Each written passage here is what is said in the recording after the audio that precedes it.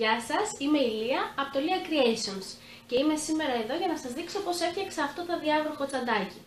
Είναι ένα τσαντάκι που μπορείτε να το χρησιμοποιήσετε στις εξορμήσεις σας στην παραλία, στην πισίνα, για να βάζετε μέσα βρεγμένα, να βάζετε μέσα αντιλιακά. Μπορείτε επίσης να το χρησιμοποιήσετε όταν κάνετε ταξίδια για άπλυτα ρούχα, για τα σαμπουάν σας, για οτιδήποτε θέλετε να κρατήσετε μακριά από τα στεγνά και καθαρά σας αντικείμενα. Μπορείτε επίσης να το χρησιμοποιήσετε σαν θήκη για τις πάνες, για τις μαμάδες που χρησιμοποιούν υφασμάτινες πάνες. Είναι απλό υλικό, είναι σελτές, είναι από μέσα διάβροχο και απ' έξω βαβακερό. Πάμε να δούμε πώς το έφτιαξα. Έχω ένα φερμουάρ 40 εκατοστών και έχω δύο κομμάτια υφάσματος κομμένα στις ίδιες διαστάσεις, 41,5 επί 43. Το υφάσμα που έχω εδώ είναι σελτές, είναι από τη μία μεριά βαμβακερό και από την άλλη είναι αδιάβροχο. Είναι αυτό που στρώνουμε κάτω από τα μωράκια όταν θέλουμε να τα αλλάξουμε, σε περίπτωση που υπάρχει ατύχημα να μην βρέξουμε τα πάντα. Θα πάρω το ένα κομμάτι υφάσματος και στη μία μεριά που είναι 41,5 θα βάλω το φερμουάρ με την καλή πλευρά προς τα κάτω, δηλαδή με τα δοντάκια να ακουμπάνε στην εξωτερική μεριά του υφάσματος. Κεντράρω λίγο το φερμουάρ με το μάτι και είμαι έτοιμη να ράψω. Επιλέγω να ράψω με το ποδαράκι του φερμουάρ. Ξεκινάω κάνοντας λίγες στραφές μπρος-πίσω για να ασφαλίσω την κλωστή μου να μην μου ξυλωθεί. Έχω ρυθμίσει τη μηχανή μου σε ένα μέτριο μήκος στραφής σε ευθύ γαζί. Συνεχίζω να ράβω προσέχοντας να ακουμπάει η άκρη του φερμουάρ στην άκρη του υφάσματος. Πλησιάζοντας το πιαστράκι του φερμουάρ, θα σταματήσω, θα κατεβάσω τη βελόνα, θα σηκώσω το ποδαράκι και θα μετακινήσω το πιαστράκι για να μην με εμποδίζει. Θα κατεβάσω το ποδαράκι και θα συνεχίσω μέχρι το τέλος, όπου θα ξανακάνω λίγες βελονιές μπρος πίσω για να ασφαλίσω την κλωστή μου να μην μου ξυλωθεί. Το φερμουάρ ανοίγει και κλείνει πολύ ωραία, αλλά τώρα πρέπει να κάνω μία εμφανή ραφή από την πάνω μεριά, έτσι ώστε να κρατάει το φερμουάρ και το ύφασμα ενωμένα, έτσι όταν ανοιγοκλίνω το φερμουάρ να μην διπλώνει και να ανοίγει και να κλείνει όμορφα. Είναι ένα απλό ίσιο γαζί. Για να είμαι σίγουρη ότι ράβω ευθεία, ακολουθώ με την άκρη από το ποδαράκι τα δόντια του φερμουάρ, οπότε σε όλο το μήκος της ραφής είμαι σίγουρη ότι πηγαίνω ευθεία. Όταν φτάνω κοντά στο πιαστράκι το φερμουάρ, κάνω το ίδιο όπως έκανα πριν. Κατεβάζω τη βελόνα, σηκώνω το ποδαράκι, μετακινώ το πιαστράκι, ξανακατεβάζω το ποδαράκι και συνεχίζω μέχρι το τέλος. Τοποθετώ στο τραπέζι αυτό που έχω φτιάξει με την καλή πλευρά προς τα πάνω.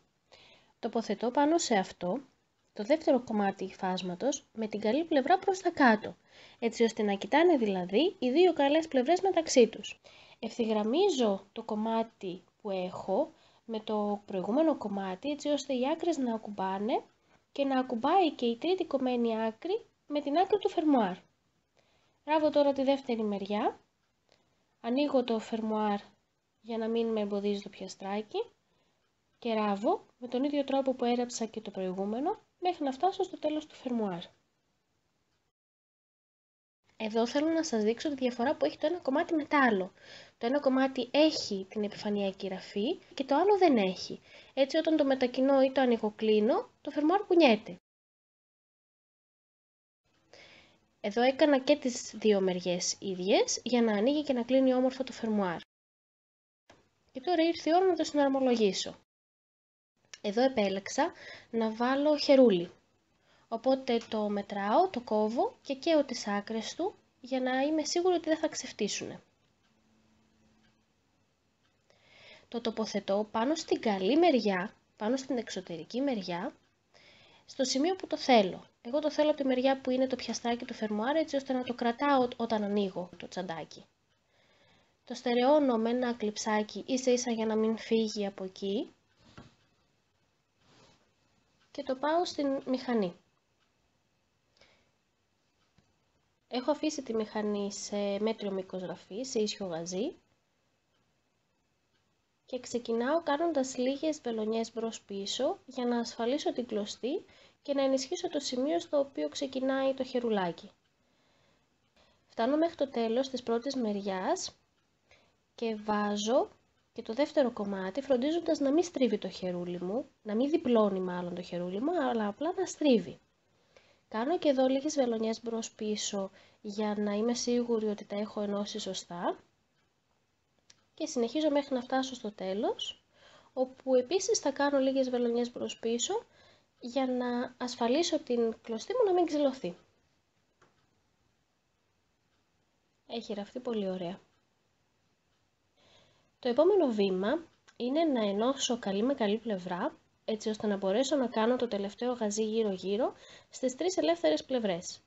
Εμένα μου αρέσει να ξεκινάω από τη μεριά που δεν έχει πια στράκι το φερμουάρ.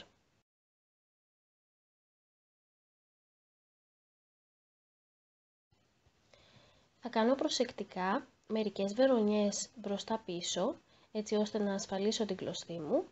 Σηκώνεις, κατεβάζεις το ποδαράκι, ό,τι χρειαστεί, μέχρι να καταφέρεις να το ράψεις. Διαπιστώνω ότι δυσκολεύεται να κυλήσει το ποδαράκι, γι' αυτό βάζω από κάτω ένα κομμάτι κολλητικής ταινίας, έτσι ώστε να μπορεί να γλιστρήσει πάνω στο πλαστικό. Διαπιστώνω ότι με το πλαστικό πάλι δυσκολεύεται, αλλά τσουλάει πολύ πιο εύκολα. Και μετά θα συνεχίσω με περιθώριο ραφής 1/100 μέχρι να φτάσω στην άλλη μεριά του φερμουάρ, να ράψω δηλαδή και τις 3 πλευρές. Έχω ράψει και τις 3 πλευρές, η τέταρτη είναι αυτή που έχει το φερμουάρ. Στην τελευταία πλευρά θυμήθηκα ότι έπρεπε να αφήσω ανοιχτό το φερμουάρ, έτσι ώστε να μπορέσω να γυρίσω μέσα έξω την τσάντα μου. Τώρα, για να έχω όμορφες μυτερές γωνίες, θα πρέπει να κόψω το ύφασμα που περισσεύει από τη γωνία, προσέχοντας όμως να μην κόψω τη ραφή. Θα φτάσω πολύ κοντά στη ραφή, χωρίς όμως να την κόψω, γιατί αυτό θα κάνει την τσαντούλα μου να ξυλωθεί. Χρησιμοποιώ ένα καλό ψαλίδι, όχι όμως το πολύ καλό μου ψαλίδι, γιατί θα χρειαστεί να κόψω και λίγη άκρη από το φερμουάρ. Γυρίζω τώρα το μέσα έξω και με το δάχτυλό μου πιέζω τις γωνίες έτσι ώστε να γίνουν μυτερές.